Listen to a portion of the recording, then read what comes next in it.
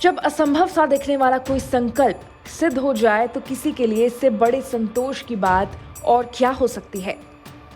बाबा केदार के धाम में प्रधानमंत्री नरेंद्र मोदी के चेहरे पर जो सुकून का भाव है वो संकल्प से मिली सिद्धि का ही भाव है। वो संकल्प जिसे उन्होंने 8 साल पहले लिया था, जब भयंकर प्राकृतिक आपदा में बर्बाद बाबा केदार के धाम को फिर से खड़ा कर पाने की बात को लोगों ने संदेह से देखा था। जो लोग यहां आते थे वो सोचते थे कि क्या अब ये हमारा केदार धाम या हमारा केदारपुरी फिर से उठ खड़ा होगा क्या।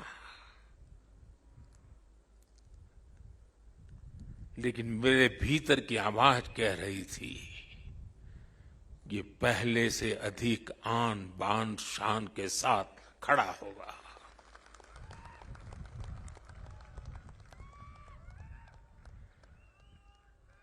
और ये मेरा विश्वास बाबा केदार के कारण था, आदि शंकर की साधना के कारण था। लेकिन ये मोदी का संकल्प था। भीषण भूकंप से तबाह गुजरात के कच्छ के पुनर्निर्माण का अनुभव उनके साथ था।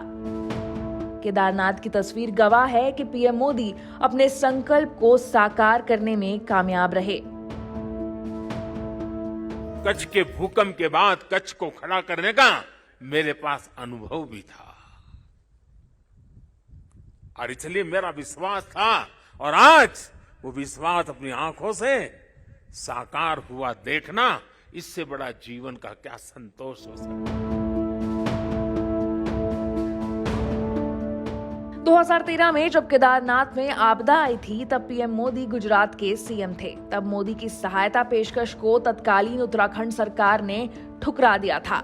लेकिन बाबा केदार के प्रति आस्था ऐसी कि वो बाबा के इस धाम को फिर से बनाने का संकल्प ले लिया। अगले ही साल वो प्रधानमंत्री बन गए। तब से कभी केदारनाथ आकर तो कभी ड्रोन के जरिए दिल्ली से ही केदारनाथ के पुनर्निर्माण पर उनकी नजरें टिकी रही।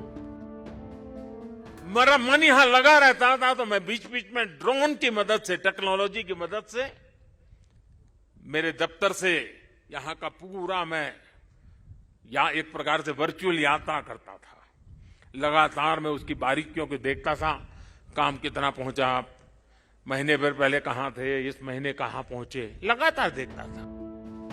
आखिर पीएम मोदी के मन में केदारनाथ के पुनर्निर्माण का संकल्प आया कहां से? बाबा केदार से पीएम मोदी का ये कैसा जुड़ाव है? आज केदारनाथ में खुद पीएम मोदी ने ये बात बता दिया। बाबा केदारनाथ की शरण में आकर जब भी आता हूं यहां के कण कण से जुड़ जाता हूं। यहां की हवाएं, ये हिमालय की चोटियां,